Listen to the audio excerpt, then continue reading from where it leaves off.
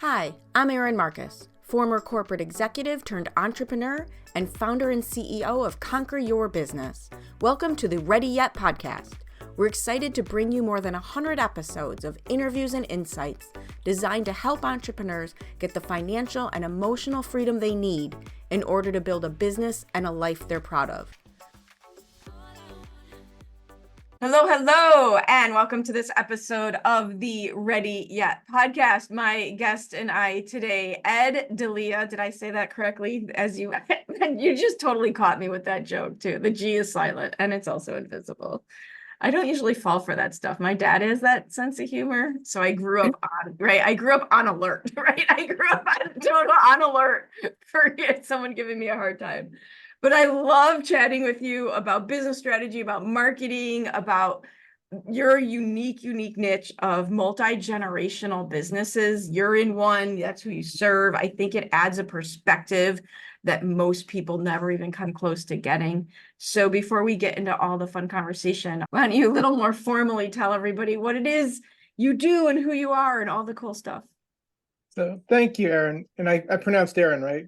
That's you're good. Okay, I got it right. Okay, good stuff. So thanks for letting me be on today. So Delia Associates is in its 60th year. So founded in 1964 by my father, Mike Delia. I grew up around the business, came into it in 95, and then we executed a buyout.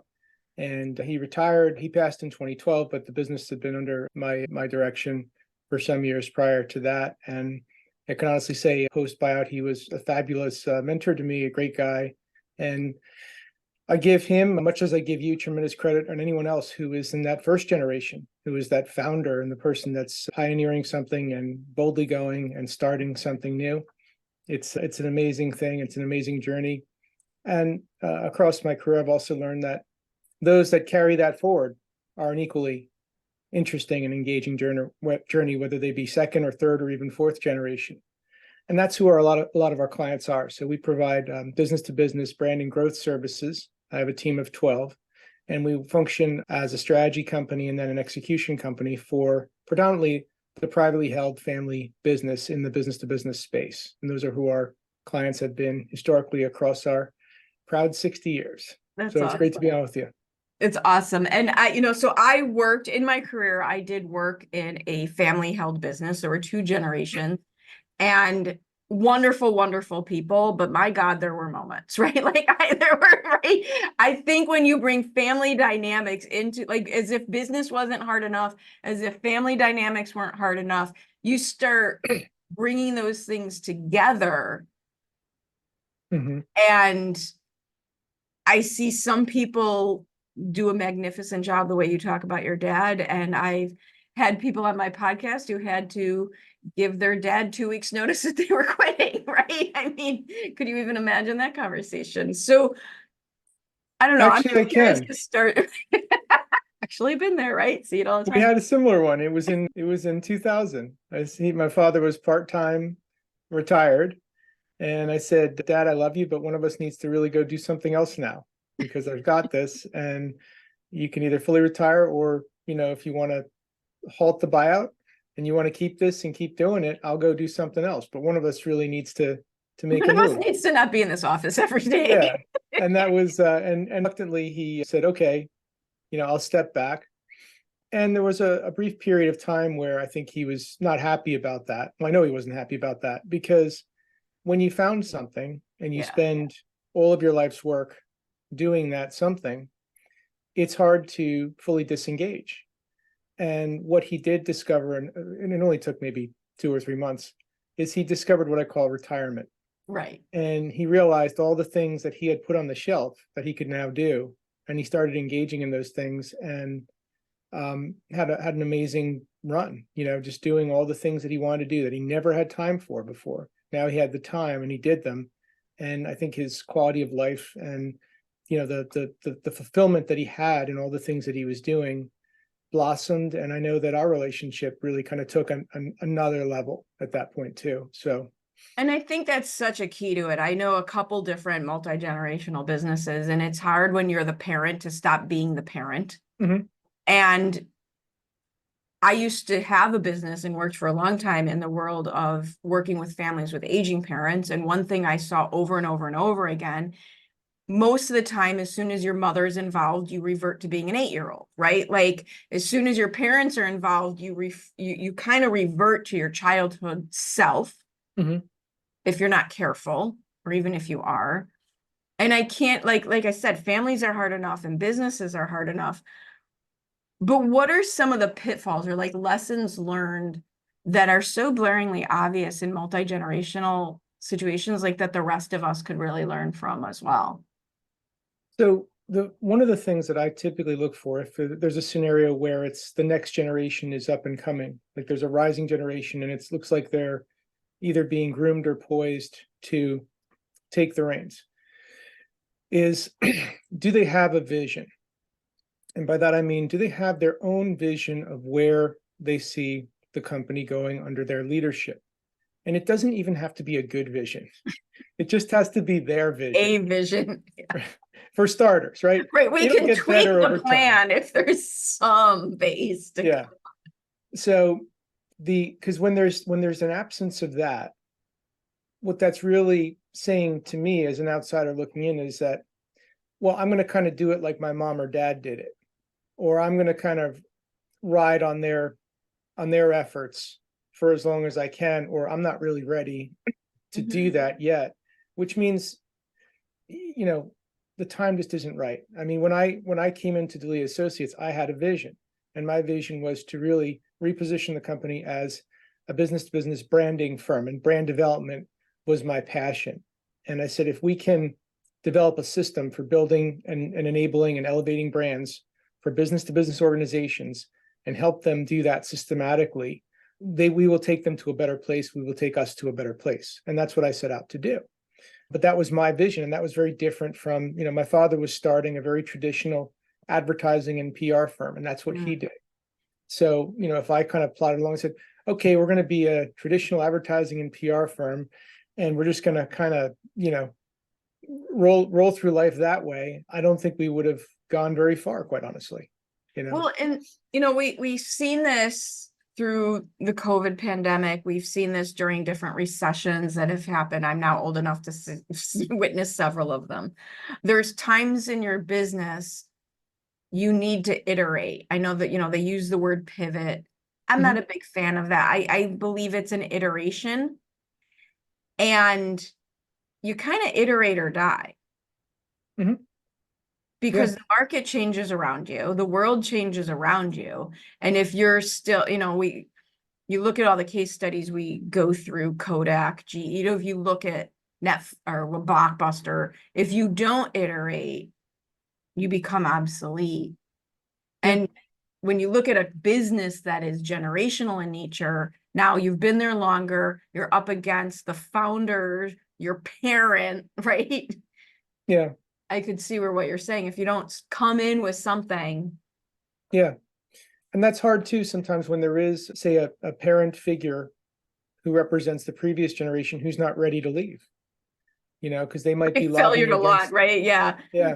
They might be lobbying against the change that you're trying to enact. And that becomes some of the friction point, where you see the family dynamic bleeding into the business dynamic, and I've seen that, and I've borne witness to that all the time. I think a lot of times our clients think because I'm second generation, I understand, what infighting looks like, and I'm okay to, it's okay to fight in front of me and slug it out. I used to say, pretty. right, I used to say to Tom Jr. all the time, when I first started with that company, his mom was also there. So it was him and his dad had an amazing, amazing dynamic. But once you have three people, both parents, and every now and then there'd be a dust up, and he would look over at me and I'd like, they're your parents. Like, I just work here. Yeah. They were awesome and amazing. But there were days, right? Yeah. Those are your parents. On the plus side, to your point, Erin, I mean, there was a period of time where it was my dad and I and my sister. Now, yeah, of course, we sometimes had a younger sister, older sister, older sister. You were doomed. I'm the youngest by 10 years, so I was what you'd call an oops baby. No. Yeah. So, but when we were on the same page and we were doing something together, magic, it was amazing how far and how fast we could accelerate. because we knew each other so well. Literally, we knew each other like family. And when you put that positive family momentum behind a business, great things can happen. So on the other side, on one side, yeah, you sometimes have that squabbling or fighting. On the other side, when you get on the same page, it's a beautiful thing. Nice. Yeah. So we were talking about, before we hit record, we were talking about looking back at last year, looking for, not knowing that last year was supposed to be a challenging year and how that worked in your favor. Talk to me a little bit about because I think this applies to any business. Like, we were talking about having the right strategies for the right goals. Like, what do you usually look for when giving guidance to somebody on where they should be looking and how they should, the way that I've been talking about it lately is what internal business problems should they be solving in order to move forward? Yeah, that's a great question. A lot of times we see businesses, just throwing a lot at the wall. We're going to go to some trade shows, or we're going to work on our web strategy, and we're going to do this, and we're going to try that, and we're going to try these things. And, it's kind of like we're going to do a lot of tactics, and hopefully one of these tactics will pay off. Yeah, that's one way to do it, but it's really not an effective or efficient way to do it, as opposed to going at the root, or where are the opportunities to grow in these current conditions, whatever they may be. Yeah. And at any given time, the conditions are, to your point, they're going to change. It's either, we might be in an up market position, we might be in a down market position, we might be in a sideways market position. Whatever those conditions are, where are the opportunities? Because there always are opportunities. There's always opportunities. And also, listening to you, it's like, it's not only external conditions, it's internal conditions. Mm-hmm. Right? I see a lot of people make mistakes because they see an external opportunity, or they believe that there's an external opportunity, but they forget to look internally at what they have going on to see if they are ready to do the thing. Yeah. I'm kind of going through that with a new client right now who he knows what he wants. He knows where he wants to take the company, but the resources aren't in place to achieve that vision. And he's starting to realize that, which is a good thing. Right. He's starting to realize that, wait a minute, we can't do that with the capacity that we have. We can't be there as quickly as I wanted, which is some healthy thinking, because it sets a more realistic expectation. And it also, builds in the time for growth, for learning, for adjustment, because this is something of a new venture for this organization. And, what I'm kind of coaching him on at this stage is, there are going to be things that come up that you didn't anticipate, because this is new. This is a new, it's not out of your wheelhouse, but it's definitely a new direction. So, just be mindful of that and allocate for that it's not going to be this straight upward path that you want it to be. You'll still get there, but just not, you're not going to get there in a year. Well, and we feel bad. I think one of the challenges in this instant gratification society is we get all disappointed to be told that the thing that we want, we can't have immediately and jump right into. But what you're describing is, you're not telling him he can't have it for 10 years. No. It's just like, there's a few dominoes that have to fall first. Yeah. And you're giving yourself a much greater chance at, like, this is probably a thing I watch over and over and over again. They want the outcome, right? They want the outcome. So they move directly into what they think they need to do to get that outcome. And we try to jump steps. Yeah. People try to jump steps, and I'll like, you can crawl up the steps or you can run up the steps, but you don't get to jump over the steps. Yeah. So we often define it, in marketing terms as the customer value journey. Yeah. So you can't get to engagement until you have awareness. Yes. Go figure. Right. You can't get anyone to trial or do that first step until you have engagement. You can't upsell them, right? and you most certainly can't make them a raving fan Right, because they don't even know who you are. because they don't know you Because exist. they don't know who you are. So This is the big thing that gets me with passive income. The big, big, big thing everybody wants. I want passive income in my business. You want passive income, go make investments. Like there's ways to get passive income, but if you sink a ton of money into creating a quote unquote machine that's going to create passive income in your business, and you have 9 followers and 4 of them are your aunts,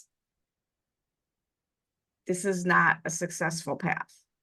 yeah, and I would argue, I think it's a great point and it's a great dose of reality, Erin, which I think is why I love talking with you. You're very real, that, even with, Brutally so.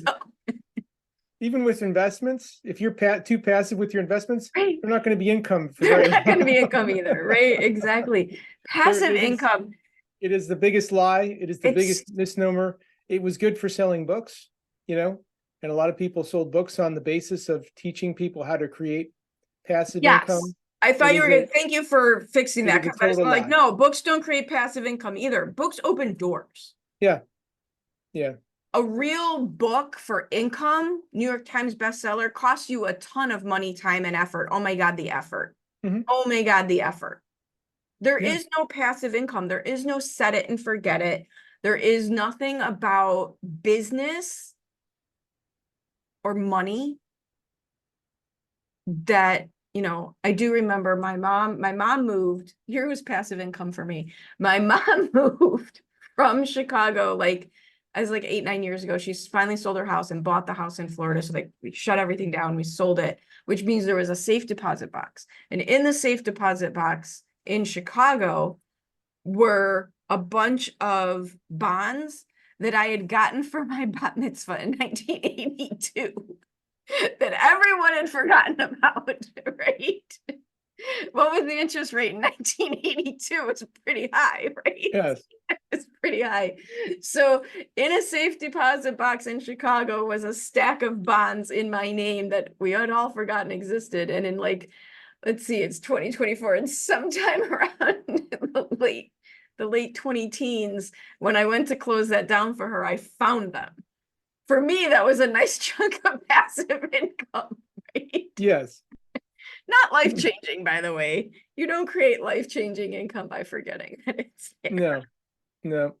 So for the listeners, if we're bursting the bubble, yeah, I mean, true growth comes from having a great strategy, having the best execution you can muster, and having the tenacity to stay the course and the willingness to work hard at it. Yeah. And the You work tweaking hard at and what the you do. measuring. Please, the Yeah. measuring. The measuring. Yeah. Yeah. And what we also see with a lot of companies is there's an unwillingness to do, measure, and improve. It's more like a do. We Why do you tried. think that is? I I agree think with it's you. I think there's an expectation that's set higher than the action could ever fulfill. So there's an and a lot of times it's because, and I have to be careful of this too, whenever we come up with new solutions that we're introducing, I always take a step back now. I used to not, I used to just run out the door and say, hey, look at my new Very thing. exciting, right? Because why I'm taking a step back is I'm saying, wait a minute, am I just kind of drinking my own Kool-Aid? Right.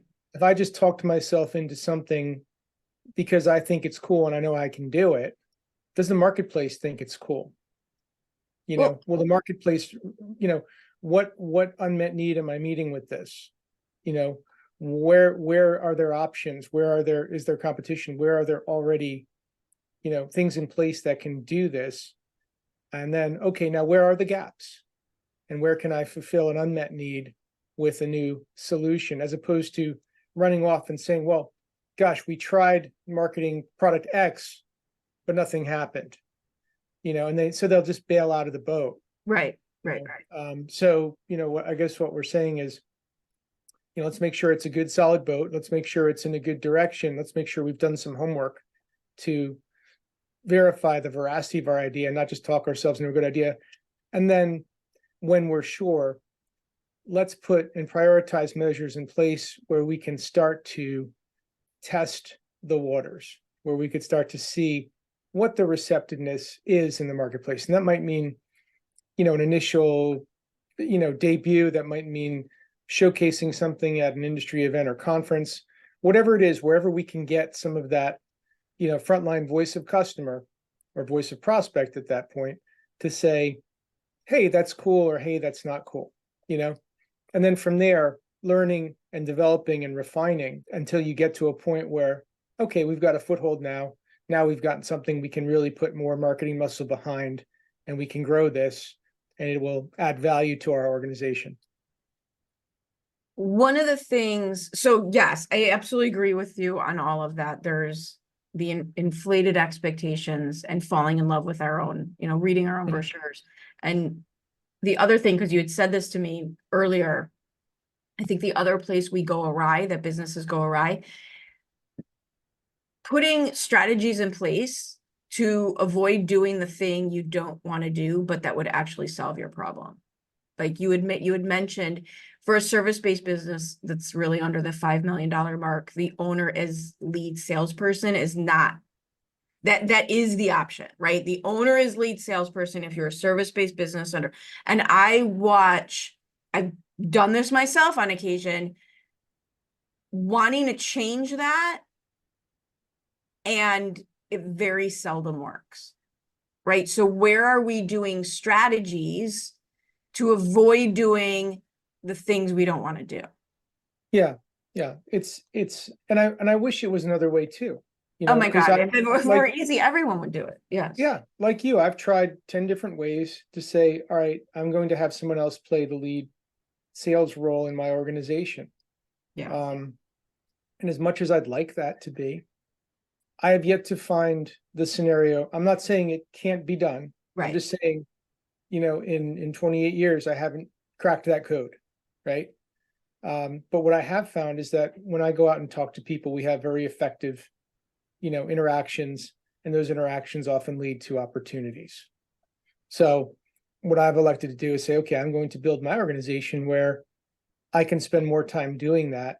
And I have a really great team that can support the development and fulfillment of everything that we would do in our commitments, to our clients and helping them grow. And then I get people that are really good at that, because those people are easier to find, at least in my experience, than a really good sales official who are out there. It's just that, for certain industries at certain levels, they're just really hard to find and make, sustained investments in. Yeah, totally agree. I also think the other reason that we try as CEOs to get away from that sales role is because we started our business to do the thing that the business does. Yeah. And the more you grow your business, it can feel like the less you actually get to do the thing. Yeah. Yeah. And usually we're pretty good at the thing. Right. Which is why someone whispered in our ear at some point, yeah, you should go do this. Right. 100%.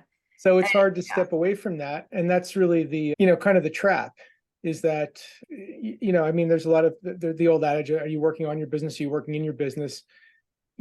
Sometimes I just want people that say shut up, just go grow your business, go work on that, work on that every day until you hit 5 million, and then go build a professional sales organization, It's so hard. And it's really, that's where marketing and a lot of the work we do helps to augment and amplify that, chief salesperson or those, frontline service people, is to extend their reach, extend their voice, so they can be in more places at once and can accelerate that growth up to that 5 million point. When they are, south of 5 million, that's really what we're focusing on. How do we make, how do we help them sell better, help sell more quickly with more effectiveness, and go on to the next opportunity very efficiently?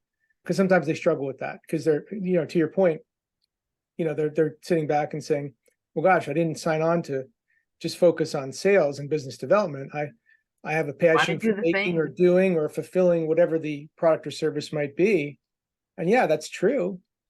But, it's. So how do you keep somebody like you?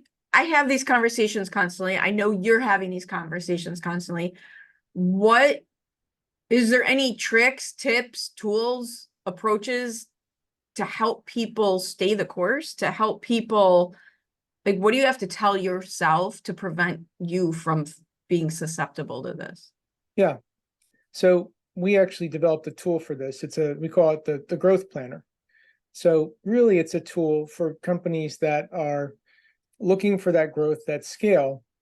And on the growth planner, there's three methods of growth. If you're a B2B for-profit enterprise, you can either acquire more customers, you can retain and expand the ones you have, or you can find ways to increase the buying frequency of your audience.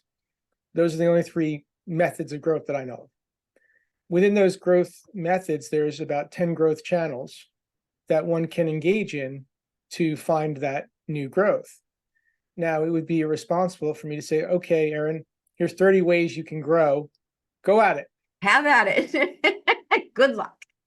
So what we do is then work through, based on current business conditions and marketplace conditions, what are the top 3 to 5 that will move the needle in the next 12 to 15 months? Let's focus on those and let's build a path and a strategy. So it really comes down to prioritization.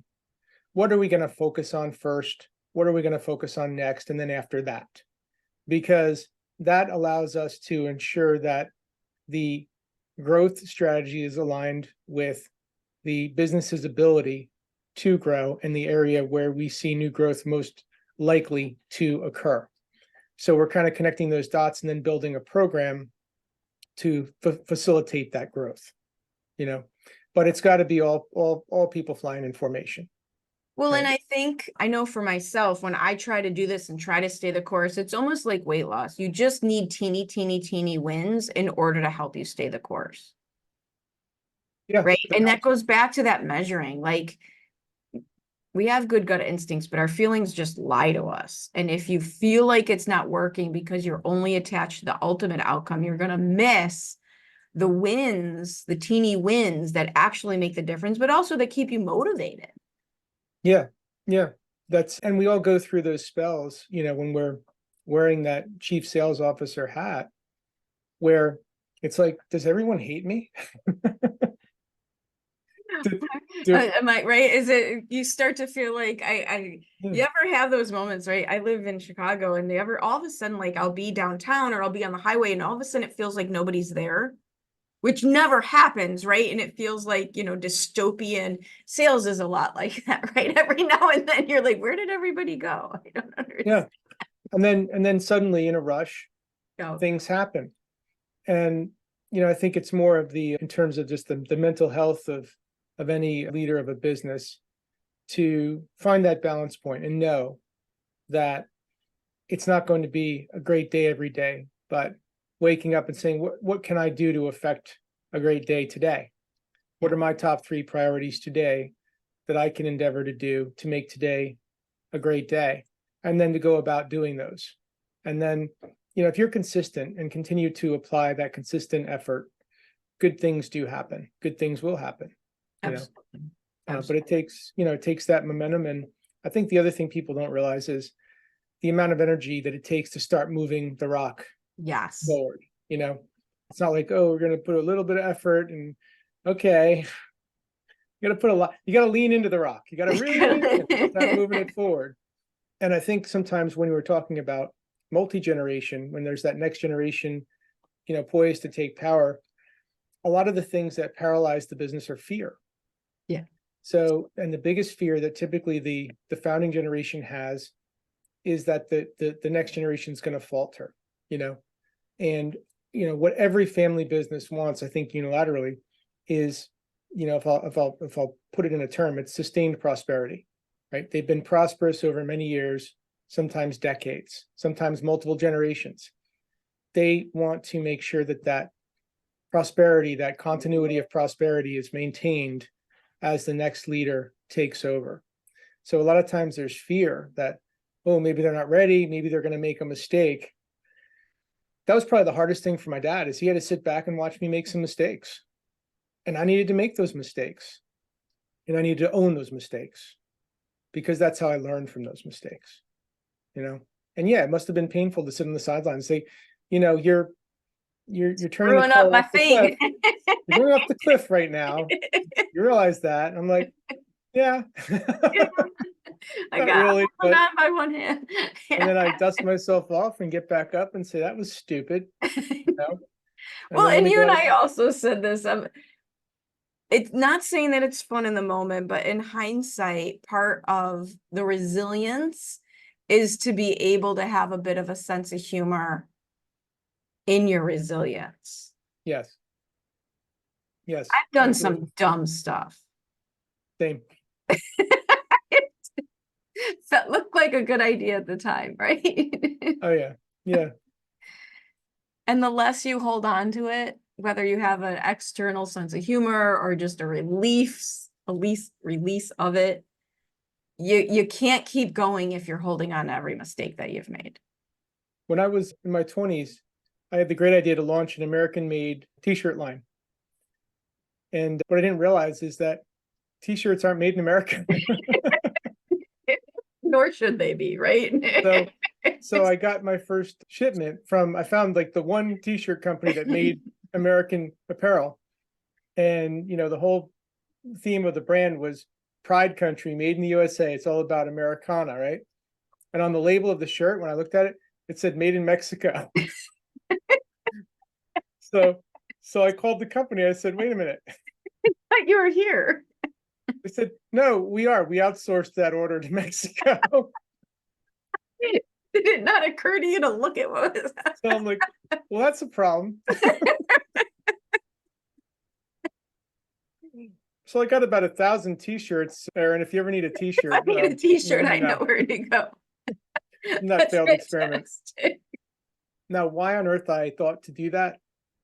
I think But you're probably so pumped up about it in the moment, right? I think it was kind of one of those 20-something, let's do this. Yeah, didn't look at anything except, hey, I want to do this. And, but it was a learning experience. And what it taught me Pay was, attention to the details. attention to details, think about your product, think about availability of supply, think about what it takes to make the product. And then, ultimately, is there a market for the product? Is there a market for a Mexican-based t-shirt that says made in America? No. But that was, and thankfully, we didn't go too deep down the rabbit hole and, spend tens and hundreds of thousands of dollars on that experiment. And you could give t-shirts. That's the nice thing about being small is you can make experiments without killing yourself. So that was a failed one. That's awesome. I love that. We have to end on that note. That's fantastic. Do we really? No, here's how I know. I say this is my litmus test when I interview people. When I ask the question, hey, share some of your failures, a newer business person will get nervous. An experienced business person will start laughing and be like, which one would you like to talk about? Right? Those are the people I'm looking for guidance, right? Been there. Failures, you mean today or this week? Right, exactly. I would say been there, done that, have the t-shirt, and you have all the t-shirts. If people want to get a hold of you and tell me more about that tool that you have, what was that called again? The growth. So we call it the B2B Growth Planner. B2B Growth Planner. I absolutely love that idea. And if you go on our site, delianet.com, you can download it for free and check it out and play with it. And then, from there, lots of times people will have some questions and they're always free to, I'm willing to have a conversation with anyone if I can help them, whether we can be of support or not. It's all about, helping people and helping them get to the next level, and whether they're ready for us or not, it doesn't matter. Love it. So delianet.com. Delianet.com, and I'm at Ed Delia. You can find me pretty readily on LinkedIn too. Awesome. Yeah. So thank you for spending time with me today, and your energy and your effort and your experience and your approach to all of it. I absolutely love it. So thank you for being with me today. Thanks for having me, Erin. It was great to talk with you today. Awesome. I hope you enjoyed this episode of the Ready Yet podcast. I truly enjoy bringing these stories of success and inspiration to you. Please join us in our mission to empower entrepreneurs to be in charge of their businesses and in charge of their lives by sharing this with anyone you know who would benefit from our tactical and motivating advice, leaving us a review, and letting us know if there are any particular topics you would really appreciate hearing about. See you next time.